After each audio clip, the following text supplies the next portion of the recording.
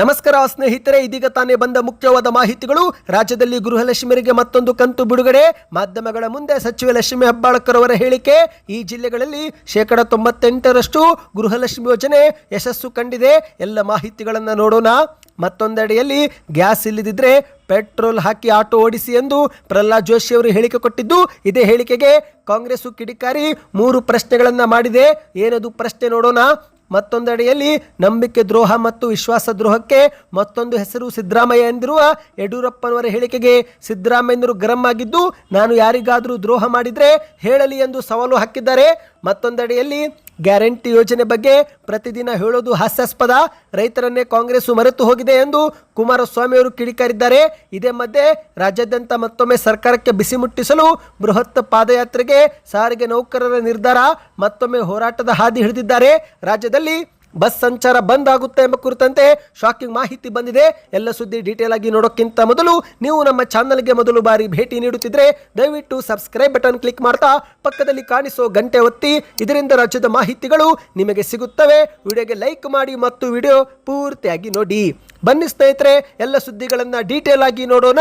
ನೀವು ಕೂಡ ಗೃಹಲಕ್ಷ್ಮಿ ಯೋಜನೆ ಫಲಾನುಭವಿಗಳಾಗಿದ್ರೆ ದಯವಿಟ್ಟು ನಿಮ್ಮ ಬ್ಯಾಂಕ್ ಖಾತೆಗೆ 2 ತಿಂಗಳಲ್ಲಿ ಎಷ್ಟು ಕಂತು ಜಮಾ ಆಯಿತು ಕಮೆಂಟ್ ಮಾಡಿ. ಹೌದು, ಮಾಹಿತಿಯ ಪ್ರಕಾರ 27, 28 ಮತ್ತು 29ನೇ ಕಂತನ್ನು 2 ತಿಂಗಳ ಅವಧಿಯಲ್ಲಿ ಜಮೆ ಮಾಡಲಾಗಿದೆ. ಅಂದ್ರೆ ಒಟ್ಟು 6,000 ಹಣವನ್ನು ಫಲಾನುಭವಿಗಳ ಬ್ಯಾಂಕ್ ಖಾತೆಗೆ ಜಮೆ ಮಾಡಲಾಗಿದೆ. ಹೌದು, ಸಾಕಷ್ಟು ಮಹಿಳೆಯರಿಗೆ 28ನೇ ಕಂತು ಜಮಾ ಆಗಿದ್ದು, ಕೆಲ ಮಹಿಳೆಯರಿಗೆ ಮಾತ್ರ 29ನೇ ಕಂತು ಬಂದಿದೆ. ಇದೇ ಮಧ್ಯೆ ಮಹಿಳೆಯರ ಪರ ಚಿಂತಿಸುವ ಪಕ್ಷ ಕಾಂಗ್ರೆಸ್ ಮಾತ್ರ ಎಂದು ಲಕ್ಷ್ಮೀ ಹೆಬ್ಬಾಳ್ಕರ್ ಅವರು ಹೇಳಿಕೆ ಕೊಟ್ಟಿದ್ದಾರೆ. ಹೌದು, ಕರ್ನಾಟಕದಲ್ಲಾಗಲಿ ಕೇಂದ್ರದಲ್ಲಾಗಲಿ ಕಾಂಗ್ರೆಸ್ ಪಕ್ಷ ಅಧಿಕಾರಕ್ಕೆ ಬಂದಾಗಲೆಲ್ಲ ಮಹಿಳೆಯರ ಪರವಾದ ಯೋಜನೆ ಜಾರಿಗೆ ತಂದಿದೆ. ಮಹಿಳೆಯರಿಗೆ ಸ್ವಾಭಿಮಾನದಿಂದ ಬದುಕಲು ಅವಕಾಶ ಮಾಡಿಕೊಡುವ ಪಕ್ಷ ಕಾಂಗ್ರೆಸ್ ಮಾತ್ರ ಎಂದು ಲಕ್ಷ್ಮೀ ಹೆಬ್ಬಾಳ್ಕರ್ ಅವರು ತಿಳಿಸಿದ್ದಾರೆ. ಕರ್ನಾಟಕದಲ್ಲಿ ಗೃಹಲಕ್ಷ್ಮಿ ಮತ್ತು ಶಕ್ತಿ ಯೋಜನೆ ಜಾರಿಗೆ ಮಾಡಲಾಗಿದ್ದು, ಇನ್ನು ಗೃಹಲಕ್ಷ್ಮಿ ಯೋಜನೆಯಡಿಯಲ್ಲಿ ಇಲ್ಲಿಯವರೆಗೆ 28 ಕಂತುಗಳನ್ನು ಸುಮಾರು 1,24,00,000 ಮಹಿಳೆಯರ ಬ್ಯಾಂಕ್ ಖಾತೆಗೆ ತಲಾ 2,000 ರೂಪಾಯಿಯಂತೆ ಜಮೆ ಮಾಡಿದ್ದೇವೆ ಎಂದು ತಿಳಿಸಿದ್ದಾರೆ. ನಾವು ತಂದಿರುವ ಗ್ಯಾರಂಟಿ ಯೋಜನೆಗಳಲ್ಲಿ ರಾಜಕೀಯ ಮಾಡದೆ ಯೋಜನೆಗಳನ್ನು ಪ್ರತಿಯೊಬ್ಬರಿಗೆ ತಲುಪಿಸಲಾಗುತ್ತಿದೆ. ಹಾಗಾಗಿ ಎಲ್ಲ ಯೋಜನೆಗಳನ್ನು ಸದುಪಯೋಗ ಫಲಾನುಭವಿಗಳು ಪಡೆದುಕೊಳ್ಳಬೇಕು ಎಂದು ಲಕ್ಷ್ಮೀ ಹೆಬ್ಬಾಳ್ಕರ್ ಅವರು ಹೇಳಿಕೆ ಕೊಟ್ಟಿದ್ದಾರೆ. ಇನ್ನು ಗೃಹಲಕ್ಷ್ಮಿ ಯೋಜನೆ ಕುರಿತಂತೆ ಮತ್ತೊಂದು ಮಾಹಿತಿ ಮುನ್ನೆಲೆಗೆ ಬಂದಿದೆ. ಹೌದು ಸ್ನೇಹಿತರೆ, ಎಲ್ಲ ಜಿಲ್ಲೆ ಫಲಾನುಭವಿಗಳಿಗೆ ಹಂತ ಹಂತವಾಗಿ ಗೃಹಲಕ್ಷ್ಮಿ ಯೋಜನೆ ಹಾಕಲಾಗುತ್ತಿದ್ದು, ಇದೇ ಮಧ್ಯೆ ಕೊಡಗು ಜಿಲ್ಲೆಯಲ್ಲಿ ಗೃಹಲಕ್ಷ್ಮಿ ಯೋಜನೆಯು 98.81% ಯಶಸ್ಸು ಸಾಧಿಸಿದೆ. ಹೌದು, ಗೃಹಲಕ್ಷ್ಮಿ ಯೋಜನೆಯಲ್ಲಿ ಕೊಡಗು ಜಿಲ್ಲೆ ಅಭೂತಪೂರ್ವ ಯಶಸ್ಸು ಕಂಡಿದೆ ಸ್ನೇಹಿತರೆ. ಅಲ್ಲಿನ ಮಹಿಳಾ ಮತ್ತು ಮಕ್ಕಳ ಅಭಿವೃದ್ಧಿ ಇಲಾಖೆಯು ವಾರ್ತಾ ಭಾರತಿ ಪತ್ರಿಕಾ ಪ್ರಕಟಣೆಯಲ್ಲಿ ಗೃಹಲಕ್ಷ್ಮಿ ಯೋಜನೆ ಅಡಿಯಲ್ಲಿ ಕೊಡಗು ಜಿಲ್ಲೆಗೆ ಇದುವರೆಗೆ 582 ಕೋಟಿ ಬಿಡುಗಡೆ ಆಗಿದೆ ಎಂದು ಮಾಹಿತಿ ಕೊಟ್ಟಿದ್ದಾರೆ. ಹೌದು, 2023ರ ಆಗಸ್ಟ್ ತಿಂಗಳಿನಿಂದ 2025 ನವೆಂಬರ್ ತಿಂಗಳವರೆಗೆ ಕೊಡಗು ಜಿಲ್ಲೆ ಒಂದಕ್ಕೆ 582 ಕೋಟಿ ರೂಪಾಯಿ ಬಿಡುಗಡೆ ಆಗಿರುವ ಬಗ್ಗೆ ಮಾಹಿತಿಯವರು ತಿಳಿಸಿದ್ದಾರೆ. ನಿಮ್ಮ ಬ್ಯಾಂಕ್ ಖಾತೆಗೂ ಗೃಹಲಕ್ಷ್ಮಿ ಯೋಜನೆ ಹಣ ಜಮೆ ಆಗುತ್ತಿದೆಯಾ? ದಯವಿಟ್ಟು ಕಮೆಂಟ್ ಮಾಡಿ. ಬನ್ನಿ ಇದೀಗ ಮತ್ತೊಂದು ಮಾಹಿತಿಗೆ ಹೋಗೋಣ. ಇದೀಗ ಇರಾನ್, ಇಸ್ರೇಲ್, ಅಮೆರಿಕ ಯುದ್ಧದಿಂದ ಕರ್ನಾಟಕದಲ್ಲಿ ಗ್ಯಾಸ್ ಸಮಸ್ಯೆ ಜೋರಾಗಿದ್ದು, ಆಟೋ ಚಾಲಕರು ಗ್ಯಾಸ್ ಇಲ್ಲದೆ ನಷ್ಟ ಅನುಭವಿಸುತ್ತಿದ್ದಾರೆ. ಹೌದು, ಗ್ಯಾಸ್ ಬಂಕ್ಗಳ ಮುಂದೆ 4-5 ಗಂಟೆ ಕಾದರೂ ಕೂಡ ಸರಿಯಾಗಿ ಅವರಿಗೆ ಗ್ಯಾಸ್ ಸಿಗುತ್ತಿಲ್ಲ.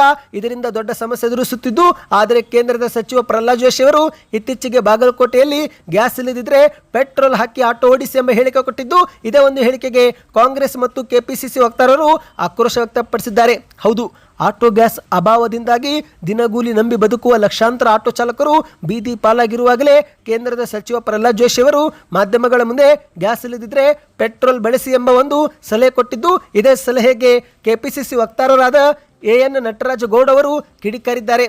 ನಿಮ್ಮ ಒಂದು ಮಾತುಗಳು ಫ್ರೆಂಚ್ ಕ್ರಾಂತಿಯ ಕಾಲದ ಬ್ರೆಡ್ ಇಲ್ಲದಿದ್ದರೆ ಕೇಕು ತಿನ್ನಿ ಎಂಬ ಒಂದು ಕುರುಡು ಅಹಂಕಾರದ ಮನಸ್ಥಿತಿ ನೆನಪಿಸುತ್ತೆ ಎಂದು ನಟರಾಜಗೌಡ ಅವರು ಕಿಡಿಕಾರಿದ್ದಾರೆ. ಅಂದ ಹಾಗೆ ಸ್ನೇಹಿತರೆ, ಇದೀಗ ಪ್ರಹ್ಲಾದ್ ಜೋಶಿ ಅವರಿಗೂ 3 ಪ್ರಶ್ನೆಗಳನ್ನು ಹಾಕಲಾಗಿದೆ. ಮೊದಲನೇ ಪ್ರಶ್ನೆ, ಕೇಂದ್ರದ ಸಚಿವ ಪ್ರಹ್ಲಾದ್ ಜೋಶಿ ಅವರಿಗೆ ಆರ್ಥಿಕ ವಾಸ್ತವದ ಅರಿವಾದರೂ ಇದೆಯಾ? ಗ್ಯಾಸ್ಗಿಂತ ಪೆಟ್ರೋಲ್ ಬೆಲೆ ವಿಪರೀತ ದುಬಾರಿಯಾಗಿದೆ. 100 ರೂಪಾಯಿ ಕೊಟ್ಟು ಪೆಟ್ರೋಲ್ ಹಾಕಿಸಿ ಆಟೋ ಓಡಿಸಿದರೆ ದಿನದ ಕೊನೆಯಲ್ಲಿ ಆ ಬಡ ಆಟೋ ಚಾಲಕನಿಗೆ ಉಳಿಯುವುದು ಏನು? ಅವನ ಹೆಂಡತಿ ಮಕ್ಕಳ ಹೊಟ್ಟೆಗೆ ಕೇಂದ್ರದ ಸಚಿವರು ಊಟ ಹಾಕುತ್ತಾರೇನು ಎಂದು ಪ್ರಶ್ನೆ ಮಾಡಿದ್ದಾರೆ. ಎರಡನೇದು, ರಸ್ತೆಯಲ್ಲಿರುವ ಲಕ್ಷಾಂತರ ಆಟೋಗಳು ಕೇವಲ ಗ್ಯಾಸ್ ಆಧಾರಿತ ಇಂಜಿನ್ ಹೊಂದಿವೆ. ಅವುಗಳಲ್ಲಿ ಪೆಟ್ರೋಲ್ ಹಾಕಲು ಸಾಧ್ಯವೇ ಇಲ್ಲ. ಇನ್ನು ಕೆಲವು ಆಟೋಗಳಲ್ಲಿ ಕೇವಲ 1 ಅಥವಾ 2 ಲೀಟರ್ ಸಾಮರ್ಥ್ಯದ ಪೆಟ್ರೋಲ್ ಟ್ಯಾಂಕ್ ಇರುತ್ತದೆ. ಇಂತಹ ವಾಸ್ತವವೇ ಗೊತ್ತಿಲ್ಲದೆ ಪೆಟ್ರೋಲ್ ಬಳಸಿ ಎಂದು ಹೇಳುವುದು ಸಚಿವರ ಅಜ್ಞಾನವಲ್ಲದೆ ಮತ್ತೇನು ಎಂದು ಪ್ರಶ್ನೆ ಮಾಡಿದ್ದಾರೆ. ಮೂರನೇದ್ದು, ಗ್ಯಾಸ್ ಮತ್ತು ತೈಲ ಕಂಪನಿಗಳನ್ನು ನಿಯಂತ್ರಿಸಿ ಭಾರತದಲ್ಲಿ ಇಂಧನ ಭದ್ರತೆ ಒದಗಿಸಬೇಕಾಗಿರುವುದು ಕೇಂದ್ರ ಸರ್ಕಾರದ ಮೊದಲ ಕರ್ತವ್ಯ. ಆದರೆ ಅಂತಾರಾಷ್ಟ್ರೀಯ ಬಿಕ್ಕಟ್ಟು ಎಂಬ ನೆಪ ಕೊಟ್ಟು ಜನರನ್ನ ಗೂಬೆ ಮೇಲೆ ಕೂರಿಸಿ ತನ್ನ ಜವಾಬ್ದಾರಿಯಿಂದ ನುಣುಚಿಕೊಳ್ಳುತ್ತಿದೆ. ಕೃತಕ ಅಭಾವ ಸೃಷ್ಟಿ ಮಾಡಿರುವ ಖಾಸಗಿ ಕಂಪನಿಗಳ ಮೇಲೆ ಸರ್ಕಾರಕ್ಕೆ ಏಕೆ ನಿಯಂತ್ರಣವಿಲ್ಲ ಎಂದು ಪ್ರಶ್ನೆ ಮಾಡಿದ್ದಾರೆ. ಒಟ್ಟಿನಲ್ಲಿ ಕೇಂದ್ರದ ಸಚಿವರ ಈ ಒಂದು ಹೇಳಿಕೆಯು ಗಾಯದ ಮೇಲೆ ಬರೆ ಎಳೆದಂತಾಗಿದೆ ಎಂದು ಆಕ್ರೋಶ ವ್ಯಕ್ತಪಡಿಸಲಾಗಿದೆ. ಸ್ನೇಹಿತರೆ, ಬನ್ನಿದೀಗ ಮತ್ತೊಂದು ಮಾಹಿತಿಗೆ ಹೋಗೋಣ. ಇದೀಗ ರಾಜ್ಯ ಕರ್ನಾಟಕದಲ್ಲಿ ಬಾಗಲಕೋಟೆ ಮತ್ತು ದಾವಣಗೆರೆಯಲ್ಲಿ ಉಪಚುನಾವಣೆ ನಡೆಯುತ್ತಿದ್ದು, ಆಡಳಿತ ಮತ್ತು ವಿರೋಧ ಪಕ್ಷದವರು ತಮ್ಮ ತಮ್ಮ ಅಭ್ಯರ್ಥಿ ಪರ ಪ್ರಚಾರದಲ್ಲಿ ಬ್ಯುಸಿಯಾಗಿದ್ದಾರೆ. ಆದರೆ ಇದೇ ಮಧ್ಯೆ ಬಾಗಲಕೋಟೆಯಲ್ಲಿ ಯಡಿಯೂರಪ್ಪನವರು ಇತ್ತೀಚೆಗೆ ಪ್ರಚಾರದ ವೇಳೆ ಸಿದ್ದರಾಮಯ್ಯನವರು ನಂಬಿಕೆ ದ್ರೋಹ ಮತ್ತು ವಿಶ್ವಾಸ ದ್ರೋಹಕ್ಕೆ ಮತ್ತೊಂದು ಹೆಸರೇ ಸಿದ್ದರಾಮಯ್ಯ ಎಂಬ ಹೇಳಿಕೆ ಕೊಟ್ಟಿದ್ದು, ಇದೇ ಹೇಳಿಕೆಗೆ ಈಗ ಸಿದ್ದರಾಮಯ್ಯನವರು ಗರಂ ಆಗಿ ಪ್ರತಿಕ್ರಿಯೆ ಕೊಟ್ಟಿದ್ದಾರೆ. ನಾನು ಯಾರಿಗಾದರೂ ದ್ರೋಹ ಮಾಡಿದರೆ ಹೇಳಲಿ, ಸುಮ್ಮನೆ ಹೇಳಿಬಿಟ್ರೆ ಹೇಗೆ ಎಂದು ಮುಖ್ಯಮಂತ್ರಿ ಸಿದ್ದರಾಮಯ್ಯನವರು ಬಾಗಲಕೋಟೆಯಲ್ಲಿ ಪ್ರಶ್ನೆ ಮಾಡಿದ್ದಾರೆ. ಆಧಾರ ಇದ್ದರೆ ಮಾತನಾಡಿ, ಸುಮ್ಮನೆ ಮಾತನಾಡೋದಲ್ಲ. ನನ್ನ ಜೀವನದಲ್ಲಿ ಈ ಥರ ಹೇಳಿಕೆ ನಾನು ಕೊಟ್ಟೇ ಇಲ್ಲ. ನಾನೇನಿದ್ರು ಆಧಾರ ಸಹಿತ ಮಾತನಾಡೋನು. ಆಧಾರ ಇಲ್ಲದೆ ಹೋದರೆ ಆಧಾರ ರಹಿತವಾಗುತ್ತೆ, ಅದಕ್ಕೆ ಯಾವ ಕಿಮ್ಮತ್ತು ಇರೋದಿಲ್ಲ ಎಂದು ಸಿದ್ದರಾಮಯ್ಯನವರು ಯಡಿಯೂರಪ್ಪನವರ ಹೇಳಿಕೆಗೆ ತಿರುಗೇಟು ಕೊಟ್ಟಿದ್ದಾರೆ. ಯಡಿಯೂರಪ್ಪ ಅವರನ್ನು ನಾನು ಕಳ್ಳ ಅಂತೀನಿ, ಭ್ರಷ್ಟ ಅಂತೀನಿ. ನಾನು ಹೇಳಿದಾಕ್ಷಣ ಅವರು ಕಳ್ಳ ಭ್ರಷ್ಟರಾಗ್ತಾರಾ? ಸುಮ್ಮನೆ ಹೇಳೋದಲ್ಲ. ಅವರಿಗೆ ವಯಸ್ಸಾದ ಮೇಲೆ ಅರುಳು ಮರುಳು ಆಗಿದೆ. ಅವರ ಕಾಲದಲ್ಲಿ ಭ್ರಷ್ಟ ಎಂದು ಯಾರನ್ನ ಕರೀತಿದ್ರು ಎಂದು ಸಿದ್ದರಾಮಯ್ಯನವರು ಪ್ರಶ್ನೆ ಮಾಡಿದ್ದಾರೆ. ಸ್ವತಃ ಅವರದೇ ಪಕ್ಷದ ಯತ್ನಾಳವರು ಯಾರನ್ನ ಭ್ರಷ್ಟ ಎಂದು ಕರೀತಿದ್ರು, ಹಾಗಾದರೆ ಯಡಿಯೂರಪ್ಪನವರು ಭ್ರಷ್ಟರ ಎಂದು ಪ್ರಶ್ನೆ ಮಾಡಿದ್ದಾರೆ. ಇದು ನಾನು ಹೇಳಿದ್ದಲ್ಲ, ಅವರ ಪಕ್ಷದ ಮನುಷ್ಯನೇ ಹೇಳಿರೋದು. ವಿಶ್ವನಾಥ್ ಅವರು ಕೂಡ ಯಡಿಯೂರಪ್ಪನವರ ಮೇಲೆ ಭ್ರಷ್ಟಾಚಾರ ಆರೋಪ ಮಾಡಿದ್ರು. ಅವರ ಪಕ್ಷದವರೇ ಅವರ ಮೇಲೆ ಆರೋಪ ಮಾಡಿದರೆ ಅದು ಸುಳ್ಳ ನಿಜಾನಾ ಎಂದು ಸಿದ್ದರಾಮಯ್ಯನವರು ಪ್ರಶ್ನೆ ಮಾಡಿದ್ದಾರೆ. ಬನ್ನಿ ಸ್ನೇಹಿತರೆ, ಮತ್ತೊಂದು ಮಾಹಿತಿಗೆ ಹೋಗೋಣ. ಜಾರಿಗೆ ಮಾಡಿರುವ ಗ್ಯಾರಂಟಿ ಬಗ್ಗೆ ಪ್ರತಿದಿನ ಹೇಳೋದು ಹಾಸ್ಯಾಸ್ಪದ ಎಂದು ಕುಮಾರಸ್ವಾಮಿ ಅವರು ಹೇಳಿಕೆ ಕೊಟ್ಟಿದ್ದಾರೆ. ಹೌದು, ಈ ನಾಡಿನ ಜನತೆಗಾಗಿ ಈ ಒಂದು ಹಿಂದೆ ಬಿಜೆಪಿ ಜೆಡಿಎಸ್ ಸಮ್ಮಿಶ್ರ ಸರ್ಕಾರದ ಅವಧಿಯಲ್ಲಿ ನಾನು ಮತ್ತು ಯಡಿಯೂರಪ್ಪನವರು ಸೇರಿಕೊಂಡು ಸಾಕಷ್ಟು ಕಾರ್ಯಕ್ರಮ ನೀಡಿದ್ದೇವೆ. ಆದರೆ ಅವುಗಳ ಕುರಿತು ಪ್ರತಿದಿನ ಜನರ ಮುಂದೆ ಹೇಳುವುದಕ್ಕೆ ನಾನು ಹೋಗಿಲ್ಲ. ಅದು ನಮ್ಮ ಕರ್ತವ್ಯವಾಗಿತ್ತು. ಆದರೆ ಕಾಂಗ್ರೆಸ್ನವರು ಕಳೆದ 3 ವರ್ಷಗಳಿಂದ ಗ್ಯಾರಂಟಿ ಯೋಜನೆಗಳ ಕುರಿತು ಪ್ರತಿದಿನ ಹೇಳುತ್ತಿರುವುದು ಹಾಸ್ಯಾಸ್ಪದವಾಗಿದೆ ಎಂದು ಎಚ್.ಡಿ. ಕುಮಾರಸ್ವಾಮಿ ಅವರು ಹೇಳಿಕೆ ಕೊಟ್ಟಿದ್ದಾರೆ. ಕಾಂಗ್ರೆಸ್ ಪಕ್ಷ ಗ್ಯಾರಂಟಿ ಯೋಜನೆ ಜಾರಿಗೆ ತಂದಿದ್ದೇವೆ, ನುಡಿದಂತೆ ನಡೆದಿದ್ದೇವೆ ಎಂದು ಹೇಳುವುದನ್ನು ಬಿಟ್ಟರೆ ಇನ್ಯಾವುದೇ ಬಡವರ ಪರವಾದ ಯೋಜನೆ ಜಾರಿಗೆ ಬಗ್ಗೆ ಎಲ್ಲಿಯೂ ಕೂಡ ಹೇಳಿಲ್ಲ. ಕರ್ನಾಟಕದ ಅನೇಕ ಕಡೆ ಆಲಿಕಲ್ಲು ಮಳೆಯಿಂದಾಗಿ ದ್ರಾಕ್ಷಿ ದಾಳಿಂಬೆ ಬೆಳೆಗಾರರು ಸಂಕಷ್ಟದಲ್ಲಿ ಸಿಲುಕಿ ಹಾಕಿಕೊಂಡಿದ್ದಾರೆ. ಅವರ ಜಮೀನುಗಳಿಗೆ ಹೋಗಿ ಸ್ವಾಂತಾನ ಹೇಳದ ಮುಖ್ಯಮಂತ್ರಿಗಳು 5 ದಿನದಿಂದ ಪ್ರಚಾರದಲ್ಲಿನೇ ಬ್ಯುಸಿಯಾಗಿದ್ದಾರೆ ಎಂದು ಕುಮಾರಸ್ವಾಮಿ ಅವರು ಟೀಕೆ ಮಾಡಿದ್ದಾರೆ. ರಾಜ್ಯದ ಜನರಿಗೆ ಈ ಒಂದು ಹಿಂದೆ ಬಿಜೆಪಿ ಅವಧಿಯಲ್ಲಿ ರೈತರಿಗೆ ನೇಕಾರರಿಗೆ ಕೊಟ್ಟ ಭರವಸೆಯಂತೆ ಕೆಲಸ ಇವರು ಮಾಡಿದರೆ ಇವತ್ತು ಮನೆ ಮನೆಗೆ ಹೋಗುವ ಪರಿಸ್ಥಿತಿ ಇವರಿಗೆ ಬರುತ್ತಿರಲಿಲ್ಲ ಎಂದು ವಾಗ್ದಾಳಿ ಮಾಡಿದ್ದಾರೆ. ಬನ್ನಿ ಸ್ನೇಹಿತರೆ, ಕೊನೆಯ ಮಾಹಿತಿಗೆ ಹೋಗೋಣ.